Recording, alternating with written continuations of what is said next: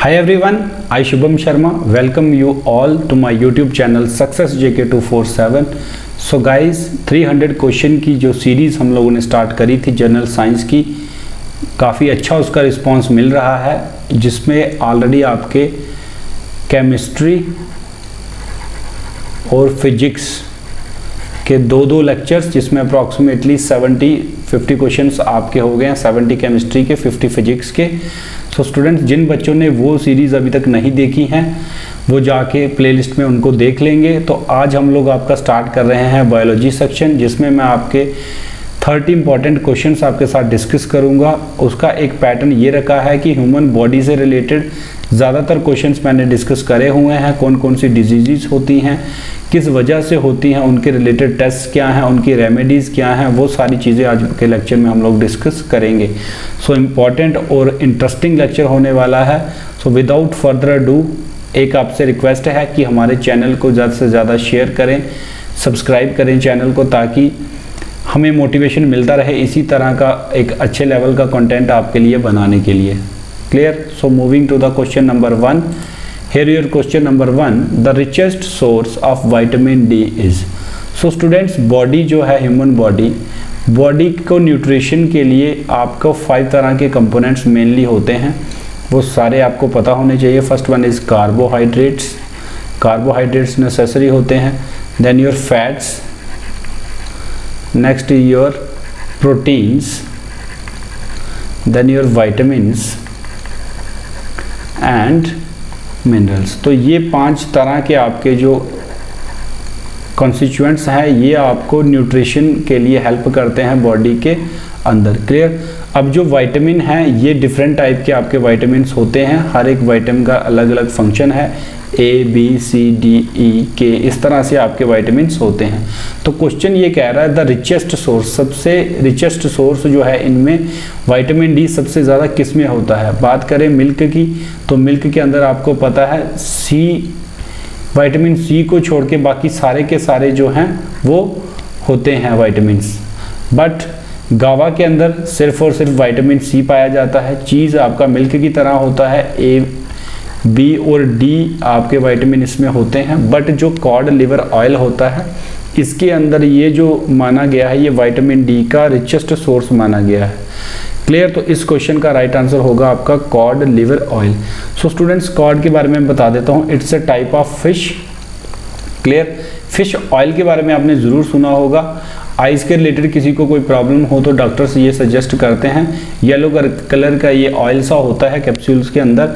But ये जो code liver oil है, ये उससे थोड़ा सा डिफरेंट होता है। ये कॉड एक टाइप की फ़िश होती है, इसका लिवर ऑयल लेते हैं हम लोग। क्लियर?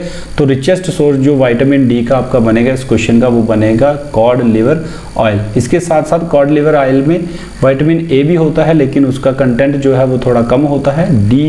विटामिन डी जो है ये इसमें सबसे ज़्यादा होता है। स्टूडेंट्स, जॉइंट की जो पेन्स आपकी होती हैं, जॉइंट पेन के लिए इसको बड़ा ज़्यादा यूज़ किया जाता है। इन्फ्लेमेशन जो आपकी बॉडी के अंदर होती है, उसको ट्रीट करने के लिए भी इसका इस्तेमाल होता है। क्लियर? तो वेरी इंपॉर्टेंट एक आपका कॉन्स्टिट्यूएंट है, आप लोग कह सकते हो ऑयल है। क्लियर? तो moving to the question number 2। Question is saying which of the following tests help in diagnosis of cancer.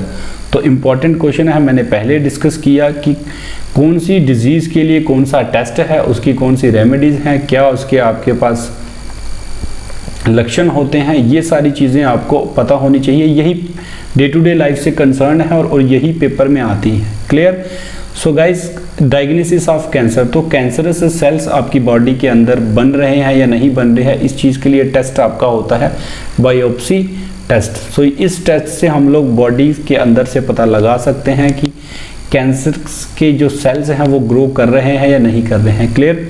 X-rays का आपको पता है, बोन ब्रेक वगैरह हुई हो उसके लिए चेक करते हैं। फिर आपकी बॉडी के इंटरनल फोटोग्राफ्स इसमें लिए जाते हैं, किसी तरह की कोई प्रॉब्लम है तो उसको टेस्ट करते हैं। यूरिन टेस्ट जो मेनली किया जाता है वो चेक किया जाता है आपका किडनी इन्फेक्शंस के लिए।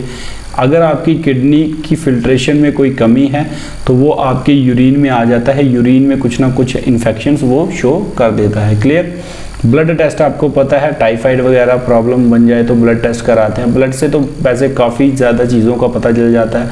आपका हीमोग्लोबिन हो गया, कितना हीमोग्लोबिन जो है आपकी बॉडी के अंदर है, जिसकी रेंज नियर अबाउट 9 ग्राम से लेके 12 ग्राम्स तक रहती है, या 14 ग्राम्स तक एडल्ट मेल्स में। क्लियर। तो इस तरह की ये जो टेस्ट हैं ये इंपॉर्टेंट होते हैं, आपको पता होने चाहिए। Moving to the question number 3। Question is 3 saying which substance is predominantly found in urine. Clear. तो यूरिन के अंदर सबसे ज़्यादा जो आपका सब्सटेंस है इनमें से क्या पाया जाता है।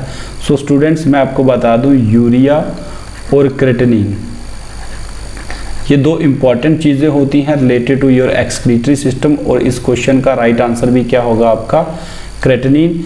यूरिन के अंदर सबसे ज़्यादा यही आपका जो सब्सटेंस है ये पाया जाता है। क्लियर। सो गाइज अगर किडनी में किसी तरह की भी कोई इन्फेक्शन हो जाए तो ये जो क्रेटिनिन का लेवल है या यूरिया का जो लेवल है बॉडी के अंदर क्या हो जाता है, बढ़ जाता है। क्लियर। सो ये इंपॉर्टेंट चीज़ है, यूरिन के अंदर सबसे ज़्यादा क्या पाया जाता है, आपका क्रेटिनिन ही पाया जाता है। Clear. Moving to the question number 4 and it is saying bacteria was discovered by. So students ये क्वेश्चन मैंने इसलिए उठाया हुआ है क्योंकि आपके जो पंचायत अकाउंट असिस्टेंट का जो आपका एक स्पेशल उन्होंने सिलेबस दिया हुआ है उसमें उन्होंने इन्वेंशंस एंड देयर इन्वेंटर्स का एक रखा हुआ है अलग से क्लॉज, तो उसमें इस तरह के क्वेश्चंस बन सकते हैं, ध्यान आप लोगों ने रखना है। क्लियर। तो बैक्टीरिया इनमें से किसने डिस्कवर किया था, it was discovered by Antonie van Leeuwenhoek. ये इनका नाम है, उल्टा सा थोड़ा बड़ा नाम है तो याद आप लोगों ने रखना ही पड़ेगा। बैक्टीरिया इन्होंने डिस्कवर किया था। बैक्टीरिया होता क्या है, it's a type of agent जो डिजीज़ के एजेंट का काम करता है, डिजीज़ को आपका फैलाने में हेल्प करता है। Clear. Moving to the next question. Question number 5 is saying myopia is a defect of eyes which is also known as. So students यही सेम क्वेश्चन हमने फिजिक्स में देखा था, जब फिजिक्स के अंदर हमने रिफ्लेक्शन की बात कर रहे थे तो आई को हमने एज ए क्या पढ़ा था, वहाँ पे कन्वेक्स लेंस होता है आई के अंदर। क्लियर। तो अब वो कह रहा है कि एक आई का डिफेक्ट है जिसका नाम क्या है, मायोपिया। तो इसको और किस नाम से हम लोग जानते हैं। तो स्टूडेंट्स मायोपिया प्रॉब्लम एक ऐसी प्रॉब्लम है, मैं आपको बता देता हूँ, जिसमें आपको नियर का जो है वो बिल्कुल क्लियर दिखता है, दूर की नज़र जो है वो आपकी कमज़ोर होती है, लेकिन पास वाली नज़र जो है वो बिल्कुल आपकी साफ़ होती है। तो मायोपिया इसीलिए क्योंकि इसमें पास वाली चीज़ें बिल्कुल अच्छे से दिख जाती हैं, इसीलिए इसको नाम एक और दिया गया है, that is near sightedness. So students myopia को नियर साइटेडनेस के नाम से भी जाना जाता है। इम्पॉर्टेंट क्वेश्चन है, पेपर में आता ही आता है। और अगर आपसे ये पूछ ले इसकी रेमेडी, इसको करेक्ट करने के लिए हम करते क्या हैं, तो हम लोग कॉनकेव लेंस का यूज़ करते हैं। कॉनकेव लेंस आपका जो है ये डाइवर्जिंग इन नेचर होता है, इसके ऊपर जो लाइट पड़ती है उसको ये डाइवर्ज कर देता है, दूर दूर बिखेर देता है। क्लियर। अब कैसे होता है वो हम लोगों ने फिजिक्स के अंदर पढ़ लिया था। और ये जो लेंस लगते हैं आपने सुना होगा, किसी को 0.25 का लेंस लगता है, किसी को 1 पॉइंट का लगता है, किसी को 1.25 का। तो जितनी उसकी आई की अकोमोडेशन पावर कम हुई हो, क्लियर, तो उसी हिसाब से वो नंबर आपका चश्मे का लग जाता है। क्लियर। सो आई के डिफेक्ट में मायोपिया इंपॉर्टेंट है। सेकंड आपका जो होता है दैट इज़ हाइपर मेट्रोपिया। ये जो है इससे बिल्कुल उल्टा होता है। इसमें क्या होता है, आपकी जो नियर पास वाली जो आपकी नज़र है वो नॉन क्लियर हो जाती है और दूर वाला आपको साफ साफ दिखता है। क्लियर। दूर वाला आपको साफ दिखता है और इसको करेक्ट करने के लिए जो आपका लेंस यूज़ किया जाता है दैट इज़ कॉन्वेक्स लेंस। और कन्वेक्स लेंस जो होता है वो आपका कन्वर्जिंग इन नेचर होता है। लाइट जितनी भी इसके ऊपर पड़े ये फोकस पे उसको लेके जाता है और इकट्ठी करके फोकस पे फॉल करा देता है। Clear. Moving to the next question. Here your question number 6 name the respiratory organs of fish. So fish के रेस्पिरेटरी ऑर्गन का नाम बताना है आपने। स्टूडेंट्स आपको पता है हम लोग जो रिस्पायर करते हैं through our lungs. Clear. Lungs के थ्रू हम लोग क्या करते हैं, 2 होते हैं हमारी बॉडी के अंदर लंग्स। क्लियर। तो जो रेस्पिरेटरी ऑर्गन फिश का होता है वो आपका होता है, उसको बोलते हैं हम लोग गिल्स। तो ये रेस्पायर किसके थ्रू, ब्रीद किसके थ्रू करती है, गिल्स के through. Breathing for fish, fish breathe through आपका गिल्स। क्लियर। इंपॉर्टेंट क्वेश्चन में पेपर में आता है बार बार, इसलिए मैंने इसको डायरेक्ट यहाँ पे रखा हुआ है। Clear. Moving to the next question. Question number 7 is saying photosynthesis takes place inside plant cells is. So students, एक बड़ी अच्छी यहाँ पे आपके लिए एक इंफॉर्मेशन है। दो तरह के सेल आपको पता है होते हैं, one is plant cell, second is जो हमारे अंदर सेल्स हैं that is animal cell. Basic difference यही है इसका कि प्लांट्स जो होते हैं they make their own food, ये अपना खाना जो है वो खुद बनाते हैं, कौन, प्लांट सेल्स। और एनिमल्स जो होते हैं ये डिपेंडेंट होते हैं अपनी न्यूट्रिशन के लिए किसके ऊपर, प्लांट्स के ऊपर। क्लियर। अब प्लांट्स के अंदर ऐसा क्या खास है जो एनिमल सेल में नहीं है जिसकी वजह से वो अपना खाना खुद बना सकते हैं। तो स्टूडेंट्स, एक चीज़ होती है आपकी जिसका नाम होता है क्लोरोफिल। ये आपकी ग्रीन कलर की होती है, ग्रीन कलर की होती है। इसकी प्रेजेंस में ही जो फोटोसिंथेसिस की प्रोसेस है ये कंप्लीट हो पाती है। क्लियर। तो इस फोटोसिंथेसिस की प्रोसेस बड़ी इंपॉर्टेंट प्रोसेस है, इसको समझ लेना। होता क्या है, जब आपका कार्बन डाइऑक्साइड और वाटर आपका मिलता है in the presence of sunlight, और ये किसके अंदर होना चाहिए, in the presence of chlorophyll. मतलब यहाँ पे ये चीज़ प्रेजेंट होगी, वहाँ पे सनलाइट पड़नी चाहिए, वहाँ पे कार्बन डाइऑक्साइड उसको मिलनी चाहिए और आपको वाटर मिलना चाहिए। फिर जाके ये आपका फूड बनाता है C6H12O6। ये किसका नाम होता है आपका, ग्लूकोज इसको बोलते हैं। और इसके साथ साथ ये क्या एक्सहेल करते हैं आपके ऑक्सीजन। अब एक चीज़ बड़े ध्यान से समझना, देखो ये जो प्रोसेस है ये कैसे हो रही है, आपको पता है प्लांट्स के पास ही ये जो क्लोरोफिल प्लांट्स के पास होती है। प्लांट कहाँ लगे होते हैं, ज़मीन पे। तो ये जो कार्बन डाइऑक्साइड है ये कहाँ से ले लेते हैं, ये एयर से। आपको पता है कार्बन डाइऑक्साइड का कंटेंट बहुत है एटमॉस्फेयर में, वहाँ से ये ले लेते हैं। वाटर जो है ये कहाँ से लेते हैं, अपनी रूट्स से। आपको पता है ग्राउंड के अंदर, मतलब अंडर वाटर होता है, धरती के नीचे पानी होता है, वहाँ से जो प्लांट्स हैं वो आपके इसको सक करके वहाँ तक पहुँचा लेते हैं। सनलाइट सन से मिल जाती है, क्लोरोफिल वहाँ पे अंदर ही प्रेजेंट होती है। तो ये आपका ग्लूकोज, ये जो खाना है इसको बनाते हैं और ऑक्सीजन को ये छोड़ते हैं। फिर यही ऑक्सीजन हम लोग क्या करते हैं, इनहेल। क्लियर। तो प्लांट्स को अपने सर्वाइवल के लिए क्या चाहिए, कार्बन डाइऑक्साइड, हमें क्या चाहिए, ऑक्सीजन। तो प्लांट हमें ऑक्सीजन दे रहे हैं। तो ये इसी तरह से जो है आपका साइकिल जो है ये चल रहा है। क्लियर। सो फोटोसिंथेसिस ये प्रोसेस है, आपने पेन नोटबुक से नोट कर लेनी है। क्लियर। तो ये जो क्लोरोफिल है ये कहाँ पाई जाती है, सेल के अंदर, in the form of chloroplast. Clear. Green colour एक पिगमेंट होती है जो जिसको हम बोलते हैं क्लोरोफिल, और ये पाई कहाँ जाती है, प्लांट सेल के अंदर, क्लोरोप्लास्ट में। तो ये जो क्लोरोप्लास्ट है एनिमल सेल में पाए नहीं जाते। क्लियर। इंपॉर्टेंट फैक्ट्स 5-7 मैंने यहाँ पे बताए हैं, ये सारे आप लोगों ने नोट कर लेने हैं। पेपर में आएगा तो आपको ये चीज़ स्ट्राइक वहाँ पे करनी चाहिए। Moving to the next question. Question number 8 is saying which juice is secreted by the liver. So guys, ये जो आपका पार्ट है पूरी बॉडी के अंदर, liver is the most important part. वैसे तो सारे के सारे इम्पॉर्टेंट है, बट आपको पता है एक किडनी पे बंदा सरवाइव कर सकता है। ठीक है। हार्ट की अगर आपकी एफिशिएंसी कम भी हो जाए, 50% भी हार्ट अगर वर्क कर रहा हो तब भी आप सरवाइव कर सकते हो। बट लीवर जो है ये सिंगल होता है बॉडी के अंदर, इसके बिना आप सरवाइव नहीं कर सकते। इसका अगर वेट की बात करें तो ये नियर अबाउट 1.5 kg इसका वेट होता है बॉडी के अंदर। बड़े सारे ये काम करता है। क्लियर। तो लीवर करता क्या है आपका, बाइल जूस को सिक्रीट करता है, जो आपका क्या करता है, हमें डाइजेशन में हेल्प करता है। क्लियर। डाइजेशन में हेल्प कौन करता है, bile juice secreted by the liver. यहाँ पे एक इम्पॉर्टेंट चीज़ आपको पता है, लीवर के साथ एक और चीज़ एसोसिएटेड है, that is gall bladder. Gall bladder पता है आप सबको। तो ये जो गाल ब्लैडर है ये इस बाइल जूस को, ऐसा नहीं है कि लीवर तो आपको पता है बाइल जूस सिक्रीट करता ही रहता है, अब ऐसा तो है नहीं, ये स्टमक में जाता जाएगा, क्योंकि ये जो होता है ये एसिडिक इन नेचर होता है। तो ये तो आपके स्टमक को करोड़ कर देगा जाके, इसलिए होता क्या है, रास्ते में होता है गाल ब्लैडर। ये क्या कर लेता है, इसको कर लेता है स्टोर।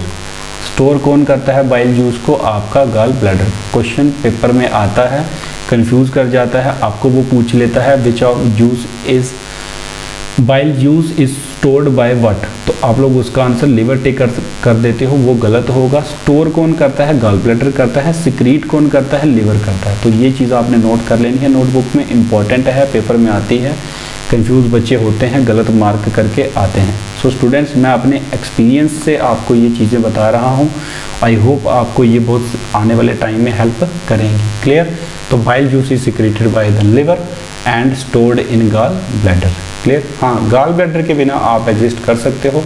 आपको पता है गॉल ब्लैडर के अंदर बड़ी बार केसेस में स्टोन हो जाती है, तो हम लोग क्या करते हैं, इसको ऑपरेट करा के गॉल ब्लैडर को ही बाहर निकाल देते हैं।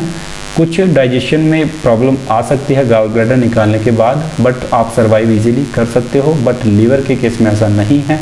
Liver is the most very very very important part of our body, और लिवर का ध्यान आप लोगों ने रखना ही रखना होता है। क्लियर?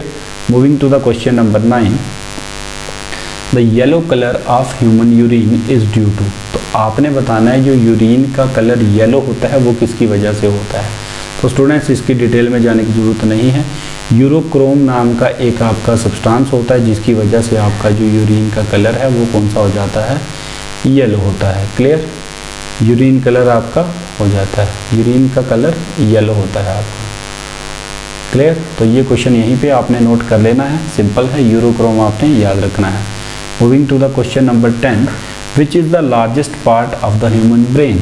सो गाइज, ह्यूमन ब्रेन के आपको पता है 3 पार्ट्स होते हैं, सेरेब्रम होता है, मेड्यूला होता है, आपका पॉन्स होता है। Clear?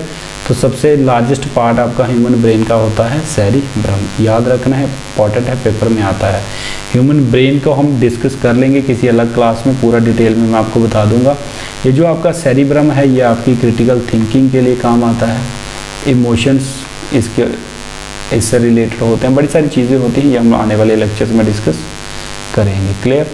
Moving to the question number 11, what is plant cell wall mainly composed of, कि जो प्लांट सेल जो होती है उसकी जो आउटर वॉल है वो मेनली किसकी बनी होती है। क्लियर? तो इसका जो आंसर रहेगा वो रहेगा आपका सेलुलोज। क्लियर? एक टाइप का आपका इस तरह से आउटर आपकी कवरिंग होती है किसके ऊपर? प्लांट सेल वॉल की। क्लियर? याद रखना है, इंपॉर्टेंट क्वेश्चन है, मार्क कर लेना, इसको नोट कर लेना। Moving to the question number 12, and it's saying vitamin A is also known as. So students, जब हमने केमिस्ट्री पार्ट आपका पढ़ा था तो मैंने आपको बताया था जो केमिकल नेम्स हैं विटामिन्स के वेरी वेरी इंपॉर्टेंट हैं, पेपर में पूछे जाते हैं बार बार, तो आप लोग इसको नोट कर लेना। कुछ मैं आपको बता देता हूँ, जो विटामिन ए है इसका जो केमिकल नेम है that is retinol. Clear? Vitamin B को हम लोग थायमीन बोलते हैं, विटामिन सी को हम लोग एब्सिसिक एसिड बोलते हैं, एब्सिसिक एसिड कुछ ऐसा ही है। विटामिन डी जो होता है वो आपका कैल्सीफिरोल के उसका जो केमिकल नेम है। इस तरह से आपके सारे के सारे विटामिन्स हैं, उसको आप लोग लर्न कर लीजिएगा। इसकी जो लिस्ट है वो मैं आपको अपने व्हाट्सएप ग्रुप या टेलीग्राम चैनल पे आपको प्रोवाइड कर दूंगा। Clear? Moving to the question number 13, here your question number 13, which organ is also known as biochemical laboratory of the human body। तो इस क्वेश्चन का मतलब सीधा सीधा जो मैंने अभी आपसे डिस्कस करी थी, मोस्ट जो आपका इम्पॉर्टेंट पार्ट है बॉडी का उसी को हम लोग बोलते हैं बायोकेमिकल लेबॉर्ट्री। क्यों बोलते हैं? क्योंकि यहाँ पे जितने भी आपके टॉक्सिक कंपाउंड आपकी बॉडी के अंदर जाते हैं उनको ये क्या करता है?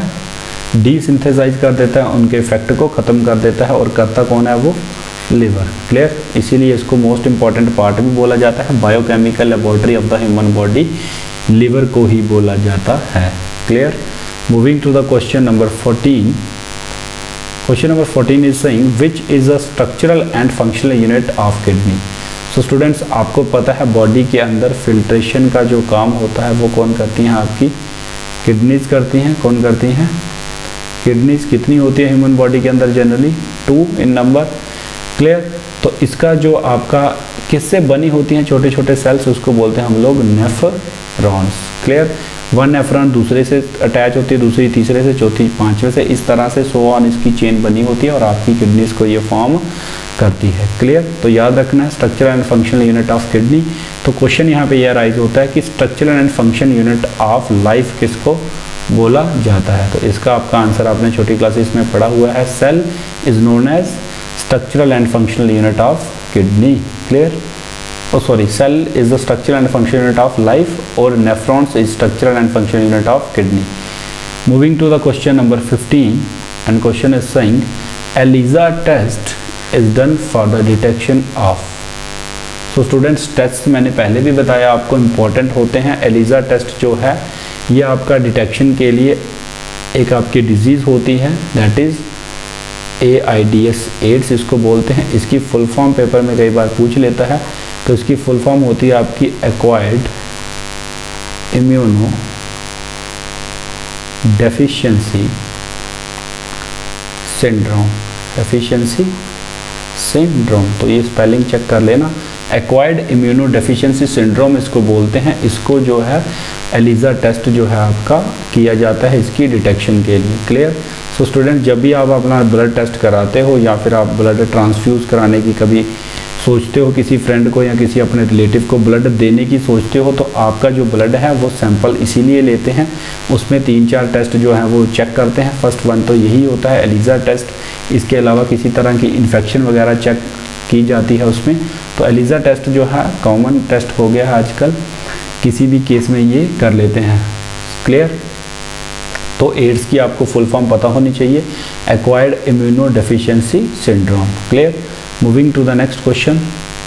Question is saying vitamin deficiency that causes weak bones in babies is.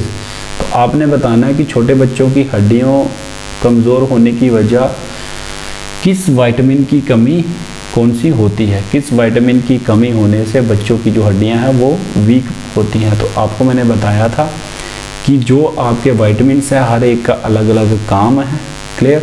तो विटामिन डी जो होता है that helps us in bones को अच्छा रखने के लिए विटामिन डी ही हेल्प करता है। तो इसी की कमी से आपकी जो हड्डियां हैं छोटे बच्चों की कमज़ोर होती हैं। Clear?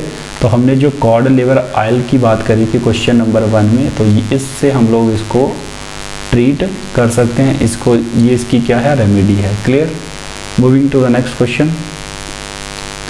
Question is saying saliva contains an enzyme called. So saliva आपको पता है आपके माउथ के अंदर जिसको थूक बोलते हैं वो आपका रिलीज होता है। इसके अंदर एक डाइजेस्टिव एंजाइम होता है आपका, इसको हम क्या बोलते हैं, अमाइलेज। तो याद रखना आपने, सलाइवा जो है इसके अंदर एक एंजाइम होता है that is amylase, helps us in digestion या फिर break down of food.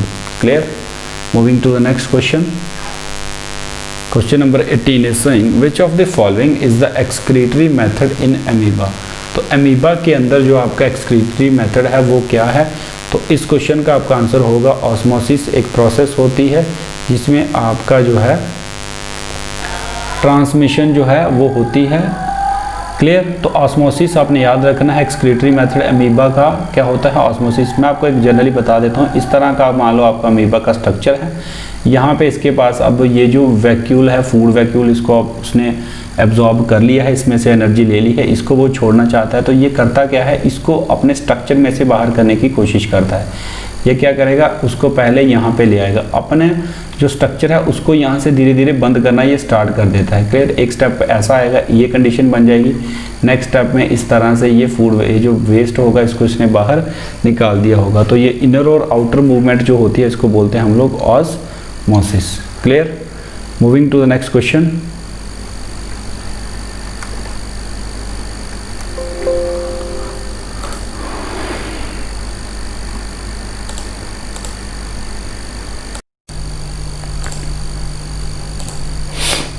So guys, moving to the question number next, that is question number 19.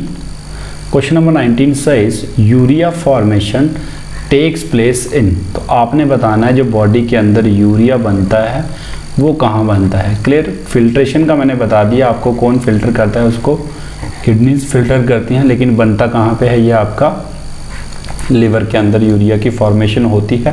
Students confuse हो जाते हैं, इसलिए ये क्वेश्चन बार बार पेपर में आता है। बच्चे सोचते हैं कि यूरिन का जो रिलेशन है वो किडनी से, यूरेथ्रा से है, बट ऐसा नहीं है। यूरिया की फॉर्मेशन स्टार्ट आपके लिवर में ही हो जाती है। तो आपने याद रखना है urea formation takes place in liver. So guys, एक मेरी यहाँ पे आपसे रिक्वेस्ट है कि ये जो चीज़ें मैं आपको पढ़ा रहा हूँ इसको रिवीजन के लिए आप लोग दो तरीके यूज़ कर सकते हैं। एक तो आप इसको यहाँ तो नोट करके अपनी नोटबुक से बार बार रीड करते रहिए। सेकंड आपका ये है, आप लोग यूट्यूब पे जब वीडियो सेकंड टाइम आप लोग रिवीजन के लिए देखोगे तो आप उसकी स्पीड 2 टाइम्स कर लेना, ताकि आपके जल्दी जल्दी क्वेश्चन आते जाएँ, टाइम आपका थोड़ा सेव हो जाए। Clear? Moving to the next question. Question number 20 is saying instrument used for listening heart sound is. So students, ये भी एक आपका इम्पॉर्टेंट एस्पेक्ट है पेपर के लिए कि कौन से डिवाइस से हम लोग क्या चीज़ मेज़र करते हैं बायोलॉजिकल कंडीशंस में। तो ये इम्पॉर्टेंट चीज़ है, आपको ये चीज़ें पता होनी चाहिए। तो हार्ट साउंड सुनने के लिए आपको पता है डॉक्टर्स क्या यूज़ करते हैं, पता है आप लोगों को, देखा हुआ है अपने कान में लगाते हैं डॉक्टर्स, गले में टांगा हुआ होता है, क्या बोलते हैं उसको, स्टेथोस्कोप। तो हार्ट की साउंड को सुनने के लिए स्टेथोस्कोप का यूज़ किया जाता है। इंपॉर्टेंट क्वेश्चन है, आ सकता है पेपर में, नोट करके आप लोगों ने रखना है। Moving to the next question. Instrument used for measuring blood pressure. तो बीपी आपको पता है आजकल कॉमन प्रॉब्लम सी हो गई है। ब्लड प्रेशर को मेज़र करने के लिए डिवाइस जो यूज़ होता है आप लोगों ने देखा होगा, ये उसका नाम है स्फिग्मैनोमीटर। इस तरह से कुछ इसका बड़ा सा लंबा सा नाम है, आप लोगों ने याद रखना है। ये ब्लड प्रेशर को मेज़र करने के काम आता है। क्लियर? आई होप अभी तक का सेशन आपको पसंद आया हो। अगर आपको हमारा सेशन पसंद आ रहा हो तो आप इसको लाइक ज़रूर करें, शेयर करें अपने फ्रेंड्स के साथ। Moving to the next question. Disease caused by deficiency of various vitamins are. So students, as usual आपको पता है मैं क्लास में कुछ ना कुछ नया लेके आता ही हूँ। तो यहाँ हम लोग डिस्कस करेंगे कि कौन से विटामिन की कमी से आपको कौन सी डिजीज़ होती है। क्लियर? विटामिन ए हो गया, बी, देन सी, डी, एक आपका विटामिन के होता है, एक आपका विटामिन ई होता है। तो विटामिन ए की कमी से जो होने वाली डिजीज़ है स्टूडेंट्स वो होती है night blindness. Clear? Vitamin B से होने वाली कमी जो आपको होती है प्रॉब्लम, वो होती है आपकी बेरी। क्लियर? ये एक डिजीज़ होती है आपकी। नेक्स्ट आपकी विटामिन सी की कमी से जो होती है वो होती है आपकी स्कर्वी। विटामिन डी की कमी से आपको हो जाती है रिकेट्स। क्लियर? ये पेपर में आते हैं questions. Night blindness is caused by the deficiency of which vitamin, scurvy is caused by the deficiency of which vitamin. तो ये याद रखने आप लोगों ने। क्लियर? विटामिन के की अगर कमी हो जाए बॉडी के अंदर तो उससे आपको होता है ब्लड क्लॉटिंग, आपकी नहीं हो पाती है, उसमें टाइम ज़्यादा लगता है। तो ये भी क्वेश्चन इंपॉर्टेंट है। Blood clotting is related to which vitamin in your body. तो आपने भी याद रखना vitamin K is responsible for the blood clotting. Clear? तो moving to the next question. Question number 23 and saying which of the following vitamin, देखो फिर आ गया, is responsible for blood clotting. तो ये अभी मैंने आपसे डिस्कस किया, vitamin K is responsible for blood clotting. Clear? Moving to the next question. Question is saying which hormone is secreted by testis of male. So students, ये जो question है थोड़ा सा आपका रिप्रोडक्शन वाले चैप्टर में से है। क्लियर? रिप्रोडक्शन एक ऐसी प्रोसेस है जिसमें आपको पता है मेल और फीमेल आपस में मिलके आपके न्यू ऑफस्प्रिंग्स जो हैं उनको प्रोड्यूस करते हैं। रिप्रोडक्शन आपकी दो तरह की होती है, असेक्सुअल एंड सेक्सुअल। तो ह्यूमंस के अंदर तो सेक्सुअल ही रिप्रोडक्शन होती है, प्लांट्स वगैरह के केसेस में असेक्सुअल रिप्रोडक्शन भी होती है। क्लियर? तो टेस्टिस जो है इंपॉर्टेंट रोल प्ले करते हैं मेल के अंदर, क्योंकि ये सिर्फ मेल के पास ही होते हैं। तो ये कौन सा हार्मोन आपका सिक्रीट करते हैं, ये उसका नाम है टेस्टोस्टेरोन। क्लियर? और ये जो प्रोजेस्टेरोन है ये फीमेल आपकी रिलीज़ करती हैं। तो ये कॉन्सेप्ट कभी पढ़ लेंगे, डिस्कस कर लेंगे। तो इस क्वेश्चन का राइट आंसर आपका रहेगा testosterone. Clear? Moving to the next question. Question number 25। So students, goiter is caused due to deficiency of what. तो आपने बताना इसमें से किस चीज़ की कमी होने से आपकी गोइटर की प्रॉब्लम होती है। तो स्टूडेंट्स, ये इसकी आपने ऐड टीवी में देखी होगी, जब भी कभी साल्ट की ऐड आती है तो एक वो ऐसा बीमार व्यक्ति दिखाते हैं जिसके गले में जो है वो सूजन टाइप हुई होती है, गला उसका इतना बड़ा हो गया होता है, अनयूजुअल ग्रोथ हो गई होती है, उसी चीज़ को बोलते हैं हम लोग गोइटर। तो ये वो डिजीज़ है जिसमें स्वेलिंग ऑफ नेक आपकी हो जाती है। गोइटर की प्रॉब्लम जो है उसमें क्या होता है, आपकी जो नेक है उसकी स्वेलिंग हो जाती है, वो उसमें सूजन हो जाती है। क्लियर? मैं ये चीज़ें आपसे डिटेल इसलिए करता हूँ ताकि आपको याद रखने में आसानी हो। क्लियर? जो चीज़ की आपको एक्स्ट्रा इन्फॉर्मेशन हो वो आपको जल्दी याद रहती है। क्लियर? तो ये होता किसकी कमी से, आपको पता है साल्ट के अंदर आयोडीन होता है, बार बार बोलते हैं आयोडीन नमक, आयोडीन युक्त नमक ही खाएं फलाना फलाना। तो याद रखना है goiter is caused due to deficiency of what, it is iodine. Clear?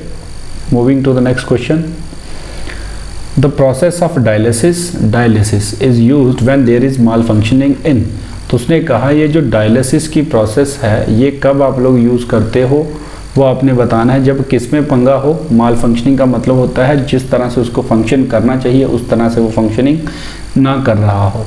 तो स्टूडेंट्स डायलिसिस का मतलब होता है आपका जो ब्लड है और आपका जो यूरिन है।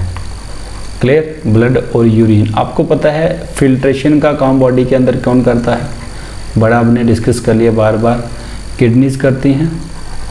तो जब किडनीज वर्क करना कम कर देती हैं या बंद कर देती हैं तो क्या होता है, आपका ब्लड और यूरिन जो है वो मिक्स हो जाता है।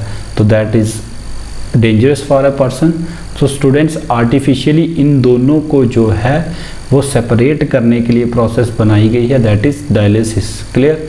तो ब्लड और यूरिन को सेपरेट करने की प्रोसेस को बोला जाता है आपका डायलिसिस। तो माल फंक्शनिंग किस में कमी होती है, ये किस में खराबी होती है, आपकी किडनी के अंदर।